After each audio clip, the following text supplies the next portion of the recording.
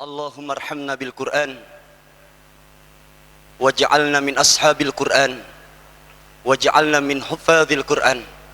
Semoga Allah jadikan kita orang-orang yang bagian dari keluarga Al-Quran dan para penghafal Al-Quran, dan mudah-mudahan Allah berikan kasih sayangnya kepada kita melalui Al-Quran. Amin ya rabbal alamin. Bapak Ibu yang dirahmati Allah subhanahu wa ta'ala, alhamdulillah wa syukurillah, dua da'i berbagi telah hadir di tengah-tengah kita. Yang pertama Abi Mohai At-Tali, yang lebih dikenal beliau atau Kiai Haji Muhammad Hayatuddin At-Tali, SPDI, MPDI, PHD, dan bersama sahabat beliau yaitu Ustadz Agus Idwar. Pada kesempatan ini mari sama-sama kita dengarkan tausiah dan mau'idhah hasanah yang akan disampaikan oleh guru kita Al-Mukarram wal Muhtaram Ad-Da'i ilallah Al-Mujahid Fisabilillah Kiai Haji Muhammad Hayatuddin At-Tali alaihi falyatafaddal mashkura. Sallu ala Muhammad wabarakatuh.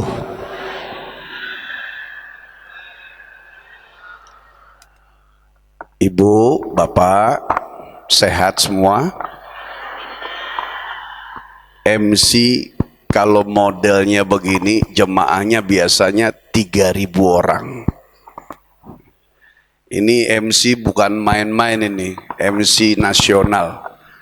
Nah, hari ini kita kedatangan lagi master MC, masternya host, ya, host nasional, Ustadz Dr. Haji Agus Idwar Jumhadi Esos Emsos.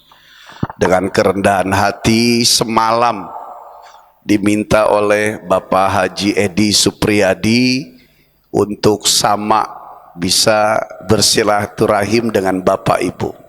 Kita pergunakan waktu beberapa puluh menit bersama beliau. Nanti insya Allah terakhir bersama saya sebentar, kita tutup dengan doa sama-sama muhasabah. Ibu kenal beliau? Angkatan 80-90 hafal ya? Yang suka bawain lagu jagalah hati, jangan kau kotori, jagalah hati, lentera hidup ini, jagalah istri. Nanti dilanjutkan sama beliau. Ya, Ustadz Agus Idwar dipersilakan dengan segala hormat.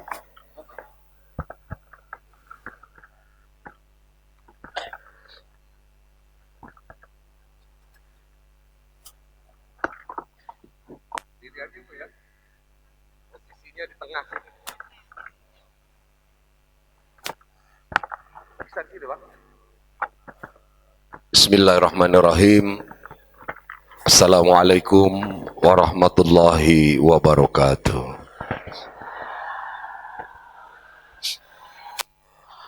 Apa yang kita berikan, maka itulah yang akan kita dapatkan.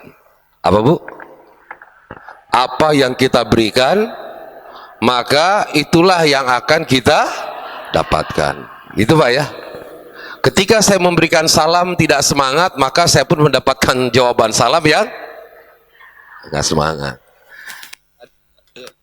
Tadi, ya, jangan dijawab ya. Tadi saya hanya memberikan salam tuh begini. Assalamualaikum warahmatullahi wabarakatuh. Maka ibu jawabnya, Waalaikumsalam warahmatullahi wabarakatuh. Ya, betul. Itu namanya sunatullah. Ya. Dalam ilmu fisika namanya aksi dan reaksi, betul. Jadi ketika kita memberikan aksinya segitu, maka reaksinya segitu juga. Aksinya 5, maka reaksinya bisa 5 atau kurang dari itu. Tapi kalau kita memberikan ya yang lebih, contoh nih,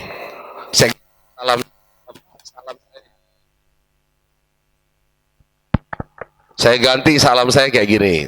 Saya yakin jawabannya akan beda.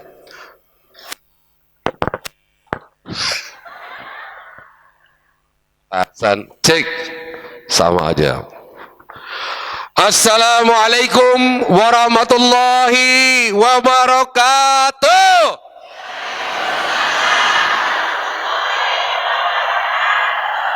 Betul tidak? Begitu. Jadi kalau kita ingin mendapatkan cintanya Allah yang lebih, maka usaha kita pun harus optimal. Ya, selangkah kita menuju Allah, 10 langkah Allah menghampiri kita. Berjalan kita menuju Allah, maka berlari Allah menuju kita. Berlari kita menghampiri Allah, secepat kilat Allah menghampiri kita.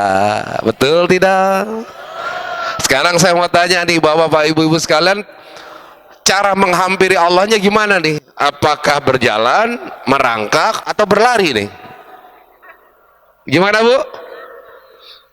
Berlari?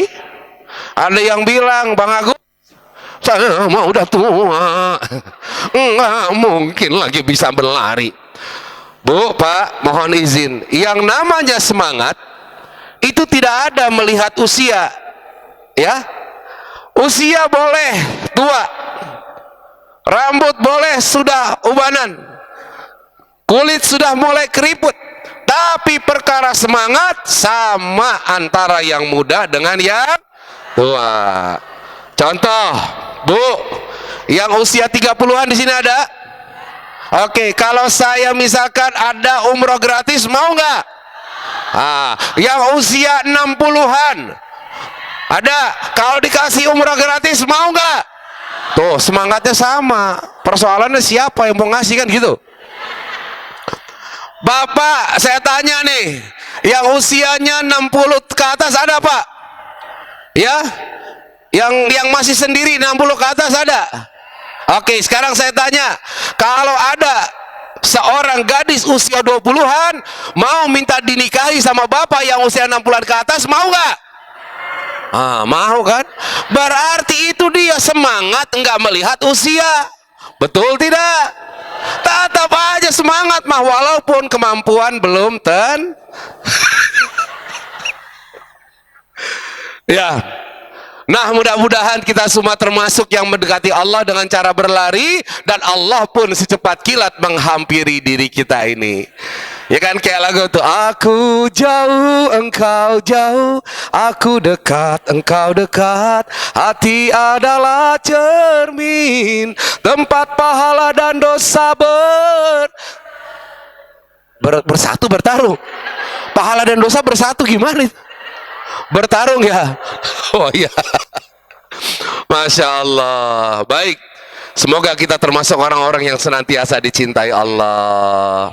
Apa kabarnya Bapak Ibu sekalian?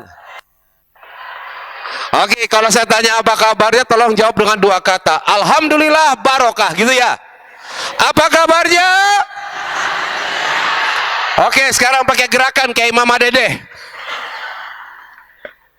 Kalau saya jawab alhamdulillahnya, pegang nih jantungnya, kemudian barokah ke atas. Barokah, alhamdulillah, alhamdulillah, gitu ya. Apa kabarnya? Kurang semangat, apa kabarnya? Takbir.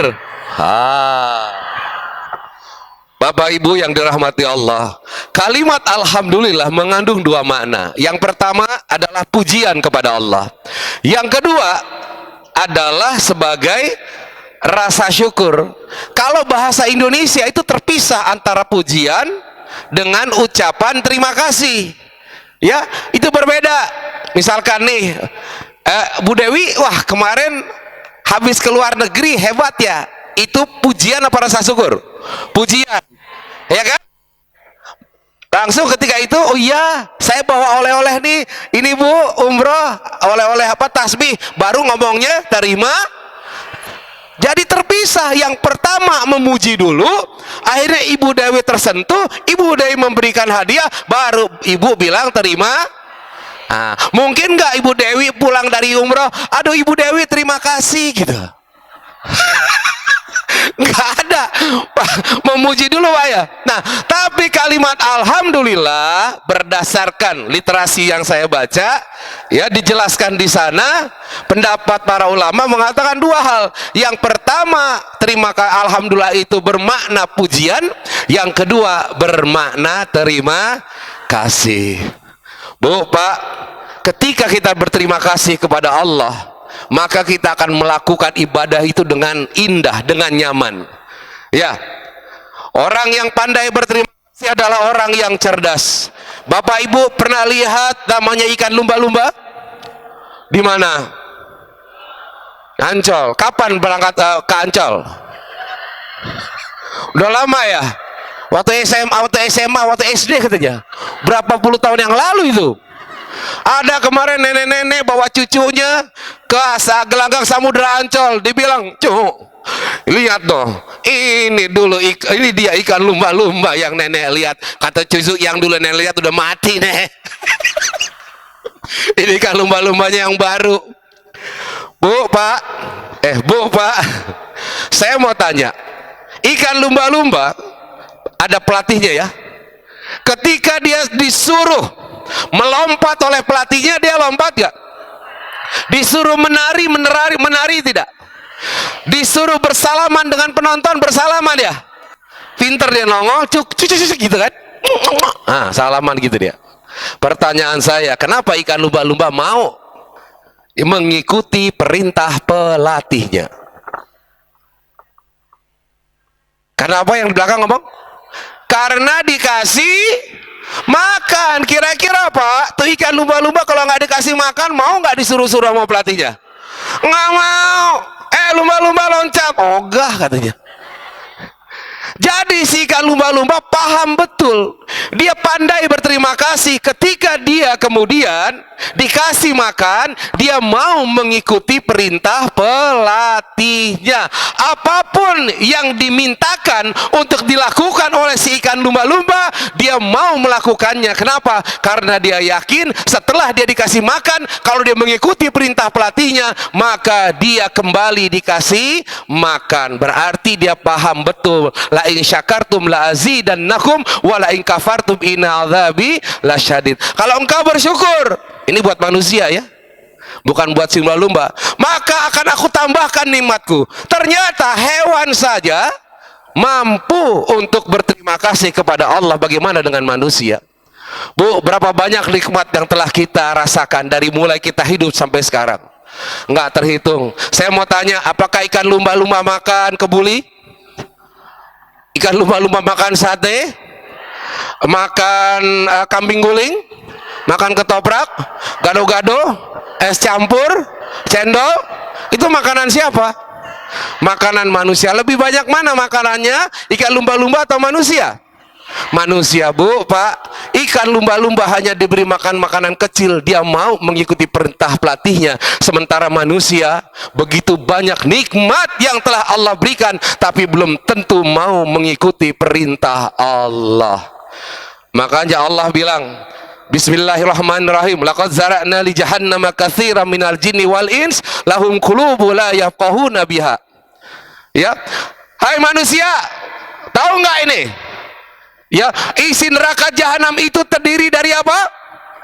Jin dan manusia yang memiliki hati, tidak digunakan untuk memahami ayat-ayat Allah. Yang memiliki mata, tidak digunakan untuk melihat tanda-tanda kebesaran Allah. Yang diberikan telinga, tidak digunakan untuk mendengarkan kalimat-kalimat Allah. Mereka itu lebih rendah dari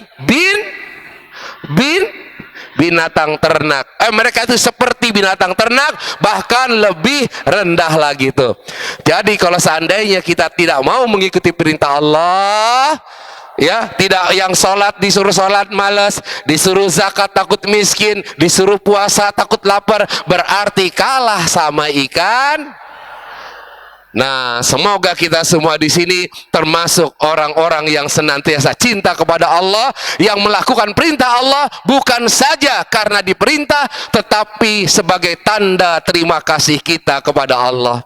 Kalau ibadah itu didasari dari tanda terima kasih, rasa syukur, maka semua akan terasa ringan. Termasuk juga ketika kita ibadah nanti umroh atau berangkat ke tanah suci dengan haji. Mau tidak? Siapa di sini yang belum berangkat? Belum nih, banyak yang belum. Umroh belum, haji belum. Baik, ya. Kalau ibu ada uang, mana duluan aja bu? Ya, saya nanti aja nunggu nih kalau pengen haji. Haji itu ada daftar tunggunya panjang. Lebih baik ibu berangkat umroh dulu, nanti di saat di sana berdoa lagi sama Allah, minta berangkat, gitu.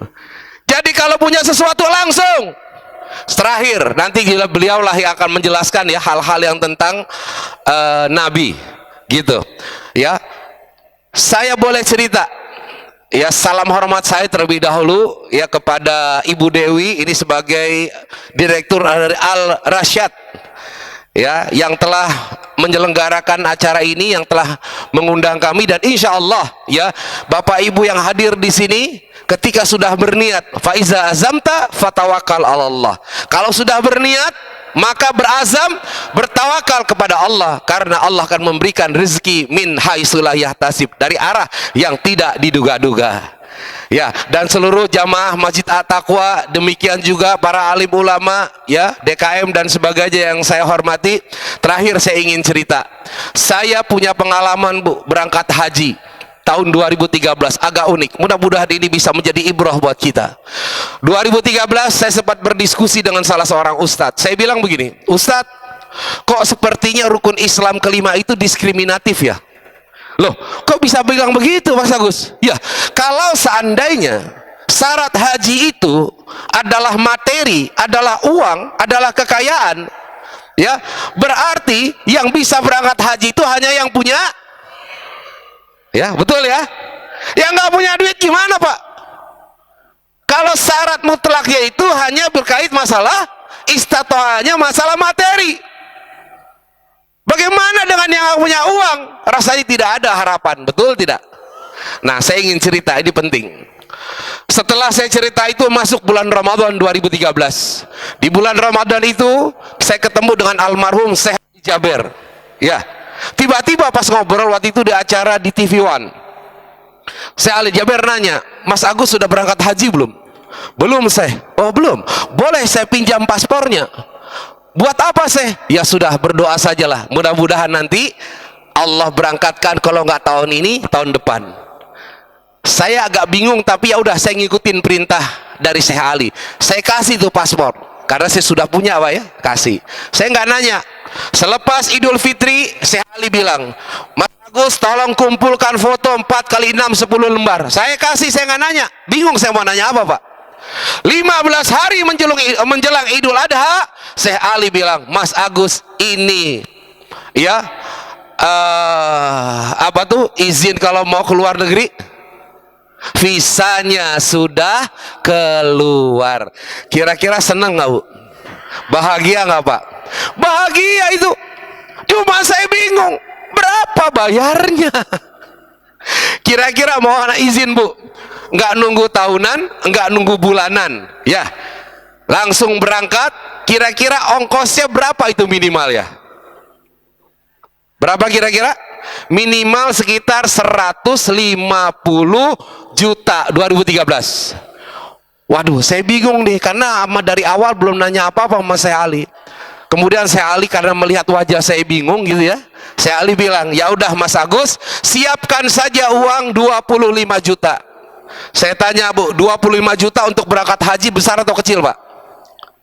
Kecil banget, umroh aja nggak cukup itu. Tapi besok harus dibayarkan. Sementara ini habis setelah lebaran, uangnya sudah menipis Pak.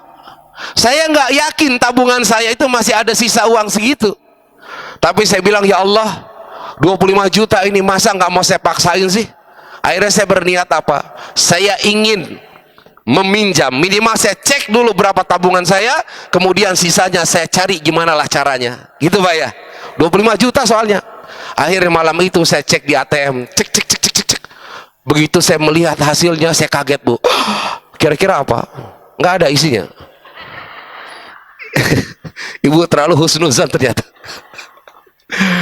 Begitu saya dicek, saya kaget. Ternyata ada angka beberapa kali dari 25 juta rupiah.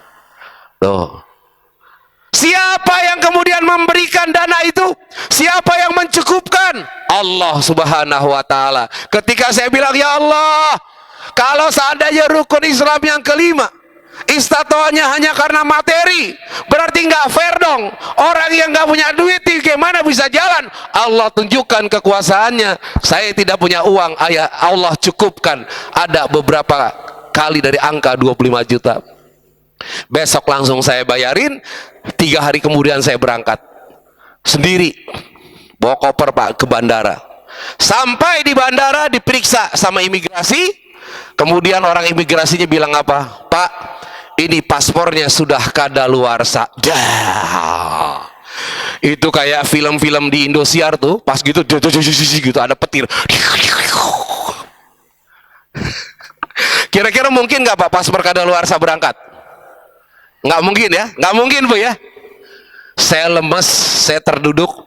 Ya sudah saya bilang, saya ingat tadi janji saya Ali, kalau nggak tahun ini tahun depan. Kemudian datanglah supervisornya yang lebih tinggi dari yang bertugas, karena saya lihat dari pangkatnya. Dia bawa paspor saya udah lemes nih, ya Allah pulang nih kelihatannya. Dia kasih ke saya, Pak ini paspornya, silakan berangkat. Waduh, itu saya yang tadi lemes Pak, rasa nggak punya tulang, semangat lagi. Benar nih, benar, alhamdulillah, terima kasih Pak. Allah gerakkan hatinya. Itu orang padahal melanggar itu Pak. Kalau ketahuan bahaya terhadap jabatannya. Saya pernah nanya sama orang imigrasi, memang saya nggak tahu siapa waktu itu orangnya ya, lupa saya nggak sempat nanya nama. Saking bahagianya Bu, saya langsung masuk ke gate. Saya tidak menoleh lagi ke belakang Pak, karena saya takut dia berubah pikiran. Langsung udah selesai, saya santai di pesawat, nggak ngerasain apa-apa. Begitu mendarat itu di Madinah, baru saya deg-degan. Lah, kelengkapan saya ini nggak ada. Tadi di Indonesia gampang Pak, bisa ngomong kan, bisa negosiasi. Ini udah sampai, saya bilang ya Allah, jangan sampai udah sampai di Madinah saya dipulangin lagi ke Indonesia. Masa sih harus balik lagi gitu? Diperiksa satu-satu, deg-degan Pak. Dagduk. Jangankan yang paspornya kadaluarsa, yang nggak disuntik meningitis aja itu bisa dipulangin. Saya semuanya nggak ada Pak. Paspor kadaluarsa, disuntik kagak. Jadi sempurna sudah ketidaklengkapannya. Bukan cuma nggak punya duit, tapi syarat administratif juga tidak lengkap. Deg-degan sampailah kemudian di depan orang Arab itu, dia tanya pakai bahasa Arab, man hadza fahad Rasulullah. Apa artinya? Saya nggak paham. Saya bilang cuman begini, I don't have any document, just only my passport gitu. Dia tatap saya, deg-degan tuh. Tumpah seae gitu. Yumus kudae semedi tareka tapi tare nggak ada paspore, masa dibalikin ke Indonesia he kan jadi berabe gitu. Setelah dia menatap saya, apa dia bilang? Holas disuruh masuk Pak. Langsung saya sujud syukur pada saat itu. Ya Allah, ketika hamba-Mu ini mengatakan, ya Allah, kalaulah syarat haji istatoanya hanya karena materi, berarti ini nggak adil ya Allah. Kemudian Allah bilang kepada saya, hei Gus, perintah yang aku sampaikan kepada manusia, siapapun bisa melakukan. Orang mukmin, orang muslim siapapun, apabila berkeinginan bisa aku berangkatkan. Karena perkara haji bukan perkara mampu, tapi perkara siapa yang mengundang. Ketika Allah yang mengundang, tidak satupun orang bisa untuk menghalanginya. Labbaik Allahumma labbaik, labbaik la syarika lak labbaik innal hamda wan ni'mata lak wal mulka la syarika lak innal hamda wan ni'mata lak wal mulka la syarika lak labbaik.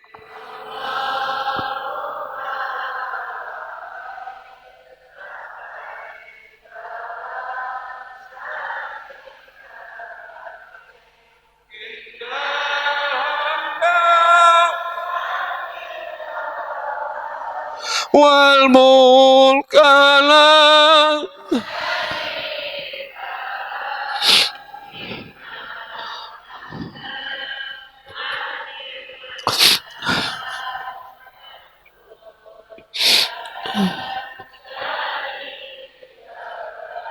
Semoga kita yang bertalbiyah pada pagi hari ini Allah mudahkan untuk berangkat ke tanah suci. Terima kasih dari saya. Langsung saya saja akan memanggil guru dan sahabat saya. Yang beliau ini saya banyak belajar bu, tiap malam Jumat saya ngaji, kita buat pengajian rutin. Insya Allah doakan semoga tetap istiqomah ya. Karena pengajian rutin itu menjadi benteng buat diri kita. Kita bisa rutin bekerja untuk mengejar uang, tapi terkadang seminggu sekali aja kita masih lalai pak untuk menyempatkan waktu untuk belajar ya, memperbaiki diri kita, memperbaiki iman kita. Langsung saja saya akan mengundang Kiai Haji Dr. Muhammad Hayatuddin Atali MA PhD. Sallu ala Muhammad.